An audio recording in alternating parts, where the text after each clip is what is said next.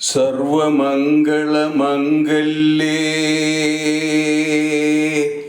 ശിവേ സർവാർത്ഥസാധികേ ശരണ്യേ ത്രയംബകേ ഗൗരി നാരായണീ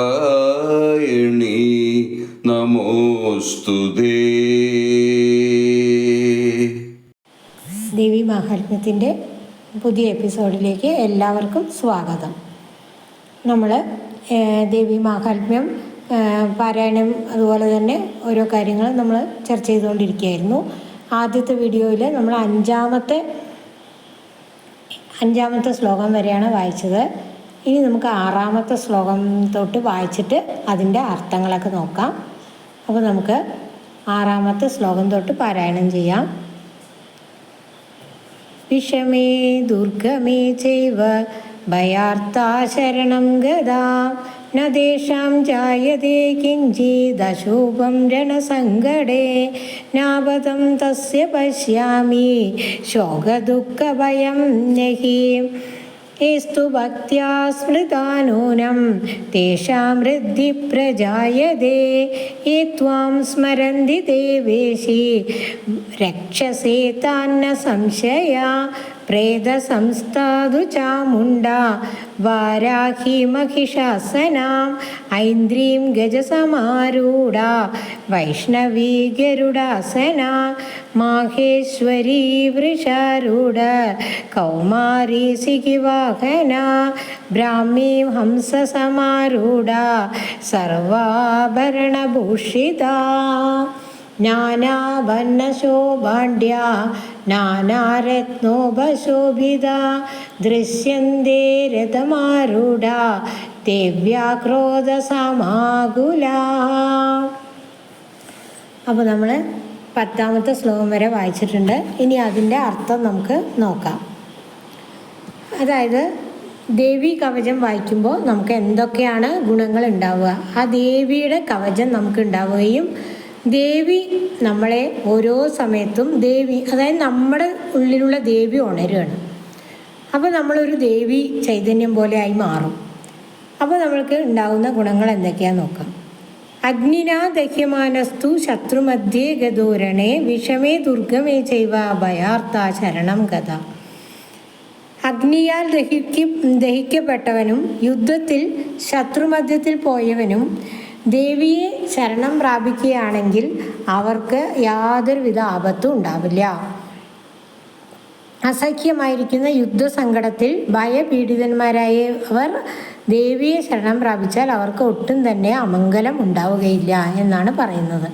അപ്പോൾ എന്താണെന്ന് വെച്ചാൽ നമ്മൾ എന്തൊരു കാര്യത്തിന് പോകുമ്പോഴും ദേവീ കവചം നമ്മൾ വായിച്ചിട്ടാണ് പുറത്തിറങ്ങുന്നതെങ്കിൽ നമ്മുടെ കാര്യങ്ങളൊക്കെ അനുകൂലമായി വരും. അതാണ് ഇവിടെ പറയുന്നത്. അതിൻ്റെ കാരണം എന്താണെന്ന് വെച്ചാൽ നമ്മളുടെ തന്നെ കുഴപ്പം കൊണ്ടാണ് നമ്മൾക്ക് കാര്യങ്ങൾ മോശമായി വരിക.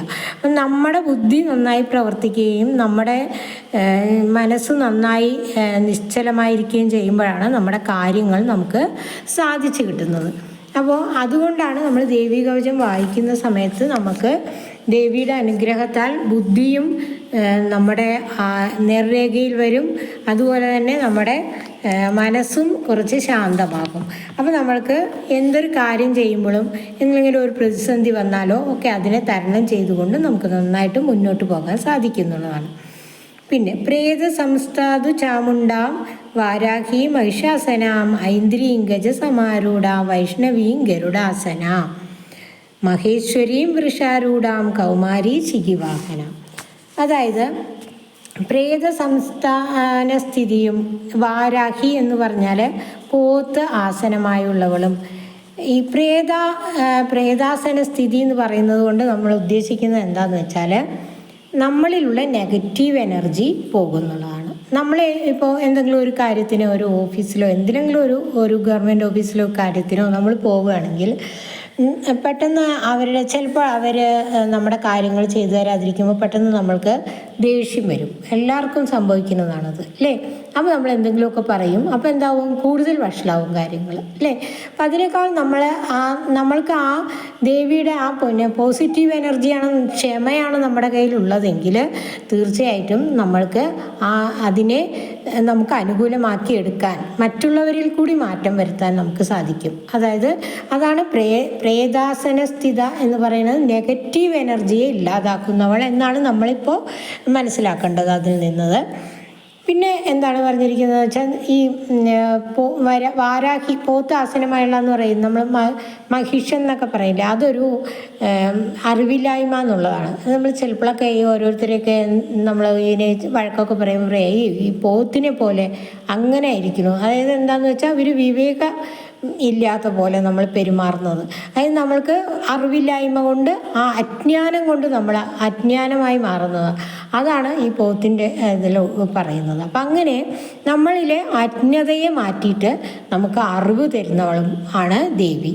അതുപോലെ ഇന്ദ്രാണി ഐരാവതത്തിൽ കയറിയവളും വൈഷ്ണവി ഗരുഡാസനയും, അതാ പറയുന്നത്. ഐന്ദ്രിയും ഗജസമാരൂഢ വൈഷ്ണവിയും ഗരുഡാസന മഹേശ്വരിയും വൃഷാരൂഢ കൗമാരി ശീവാഹന എന്ന് പറയുന്നത്. അതായത് ഹംസവാഹനമായും മഹേശ്വരി ദേവി വൃഷഭവാഹനമായും കൗമാരി മയിൽവാഹനമായുള്ളവളും ബ്രാഹ്മി ഹംസവാഹനയും സർവാഭരണഭൂഷിതയുമാകുന്ന ഈ ദേവിമാർ നാനാഭരണ ശോഭ കൊണ്ട് ഉജ്ജ്വലിക്കുന്നവരും നാനാരത്നങ്ങളെ കൊണ്ട് ശോഭിക്കുന്നവരും ശത്രുക്കളായ ദൈത്യന്മാരെക്കുറിച്ച് അതികോപത്തോടു കൂടിയവരും രഥാരൂഢകളുമായി കാണപ്പെടുന്നു. ദേവാദികളാൽ എന്ന് നമ്മൾ മനസ്സിലാക്കണം. അതായത് ഇതിൽ നിന്ന് മനസ്സിലാക്കുന്നത് എന്താണെന്ന് വെച്ചാൽ ബ്രാഹ്മി ഹംസസമാരൂഢാം സർവാഭരണഭൂഷിത നാനാ ആഭരണ ശോഭാണ്ഡ്യ നാനാരത്നോപശോഭിത ദൃശ്യന്തേ രഥമാരൂഢാം ദേവ്യാം ക്രോധസമാകുല എന്ന്. അതായത് ദേവി നമ്മളിലുള്ള ആ നെഗറ്റീവ് എനർജി കളയുകയും അതായത് നമ്മൾ ഈ ആഭരണങ്ങളൊക്കെ അണിഞ്ഞ് സുന്ദരിയായിട്ട് നമ്മൾ ദേവിക്ക് ഓരോ അലങ്കാരങ്ങളൊക്കെ ചെയ്യില്ലേ, അപ്പോൾ അങ്ങനെയൊക്കെ ചെയ്യുന്നത് എന്തിനാന്ന് വെച്ചാൽ എപ്പോഴും സുന്ദരമായിരിക്കണം. ഒരു സാധനം കാണുമ്പോൾ നമുക്ക് സൗന്ദര്യം ഉണ്ടാവണം. നമ്മളിപ്പോൾ ആഭരണങ്ങളൊക്കെ ധരിക്കുന്നത് എന്തിനാണ്? നമ്മുടെ സൗന്ദര്യം കൂട്ടാൻ തന്നെയാണ്. പക്ഷേ അതിൽ നമ്മുടെ മനസ്സിൻ്റെ സൗന്ദര്യം കൂടി നമ്മൾക്ക് കൂട്ടണം എന്നുള്ളതാണ്. നമ്മൾ മാനസികമായിട്ട് നമ്മൾ സുന്ദരമായി കഴിഞ്ഞാൽ മാത്രമേ നമുക്ക് നമ്മുടെ കാര്യങ്ങളൊക്കെ തടസ്സം കൂടാതെ നടക്കുള്ളൂ. അങ്ങനെയുണ്ട്. അതായത് നമ്മളെങ്ങനെ മറ്റുള്ളവരോട് പെരുമാറുന്നുവോ അതുപോലെയാണ് നമ്മളോട് മറ്റുള്ളവരും പെരുമാറുക. അപ്പോൾ നമ്മൾ ഇതിൽ നിന്ന് മനസ്സിലാക്കുന്നത് എന്താണെന്ന് വെച്ചാൽ നമ്മൾ ദേവീ കവചമൊക്കെ വായിക്കുമ്പോൾ അതിൻ്റെ അർത്ഥം മനസ്സിലാക്കിക്കൊണ്ട്, അതായത് ഭക്തരക്ഷാർത്ഥമായിക്കൊണ്ടാണ്, ഭക്തന്മാരോടുള്ള അതിവാത്സല്യം കൊണ്ട് ദേവി നമ്മളിൽ ഉണരുമ്പോൾ നമ്മുടെ ചൈതന്യം ഉണരുകയാണ്. നമ്മുടെ ഉള്ളിൽ തന്നെയുള്ള ഒരു ഈശ്വര ചൈതന്യത്തെ ഉണർത്താനാണ് നമ്മൾ ഇങ്ങനെയുള്ള പാരായണമൊക്കെ ചെയ്യുന്നത്. അപ്പോൾ ദേവീ കവചം എപ്പോഴും നമ്മൾ ശുദ്ധമായ മനസ്സോടുകൂടി, നമ്മൾ കുളിച്ച് ശുദ്ധമായി ചെയ്യുന്നത് പോലെ തന്നെ നമ്മുടെ മാനസികമായ ശുദ്ധിയും വേണം. നമ്മൾ ശ്രദ്ധയോട് കൂടിയിട്ട് വായിക്കുകയും വേണം. അതിൻ്റെ അർത്ഥം മനസ്സിലായിക്കൊണ്ട് വേണം വായിക്കാൻ. അപ്പോൾ ശ്രദ്ധ എന്ന് പറയുന്നത് നമ്മൾ ഓരോ വരി വായിക്കുമ്പോഴും ദേവിയെ ഓർക്കണം. ചിലരൊക്കെ ഉണ്ടെങ്കിലേ നമ്മൾ ചൊല്ലിപ്പോകും, അത് കഴിഞ്ഞ് അവസാനം എത്തുമ്പോൾ വേറെ എവിടെയെങ്കിലേക്കൊക്കെ നമ്മുടെ മനസ്സ് പോകാൻ സാധ്യതയുണ്ട്. അപ്പം അങ്ങനെ പോകരുത് എന്നാണ് പറയുന്നത്. നമ്മൾക്ക് ഏറ്റവും വേണ്ട ശുദ്ധി എന്താണെന്ന് വെച്ചാൽ മനസ്സിൻ്റെ ശുദ്ധിയാണ്. അപ്പോൾ അങ്ങനെ നമ്മൾ മനഃശുദ്ധിയോട് കൂടിയിട്ടാണ്, മനസ്സിൻ്റെ ശുദ്ധിയോടുകൂടിയാണ് ദേവിയെ വിളിക്കുന്നതെങ്കിൽ ദേവി നമ്മളെ രക്ഷിക്കുന്നു. എങ്ങനെ ദേവി രക്ഷിക്കുന്നു? ദേവി നമ്മുടെ ശരീരത്തിൽ തന്നെയുള്ള ഓരോ കോശങ്ങളും ദേവിയുടെ ചൈതന്യം ഉൾക്കൊണ്ട് മനസ്സ് ശാന്തമാവുകയും ബുദ്ധി നല്ലപോലെ വികസിക്കുകയും അജ്ഞാനം ഇല്ലാതാവുകയും ചെയ്യും. അങ്ങനെ ആവുമ്പോൾ നമുക്ക് ആ ദേവിയുടെ ചൈതന്യം നമ്മളിൽ വരുന്ന സമയത്ത് നമ്മുടെ പ്രതിസന്ധികളൊന്നും തന്നെ നമ്മൾക്ക് എല്ലാം തരണം ചെയ്ത് നമ്മളെ പ്രതിസന്ധികൾ അലട്ടില്ല. എന്ത് പ്രശ്നം വന്നാലും അത് ആ ദേവി അതിനെ ഇല്ലാതാക്കും. അങ്ങനെ പറഞ്ഞാൽ ആ മനസ്സ് നമ്മുടെ നല്ലതുപോലെ എന്താ പറയുക, അതിൻ്റെ ഏകാഗ്രത കിട്ടിക്കഴിയുമ്പോൾ നമുക്ക് പ്രശ്നങ്ങളെ പരിഹരിക്കാനുള്ള ഒരു കഴിവ് നമുക്ക് തരും. അപ്പോൾ അങ്ങനെയാണ് നമ്മൾ ഈ സച്ചിദാനന്ദത്തിലേക്ക് എത്തുന്നത്. നമുക്ക് എന്തിനു വേണ്ടിയാണ് നമ്മൾ ഇതൊക്കെ ചെയ്യുന്നത്?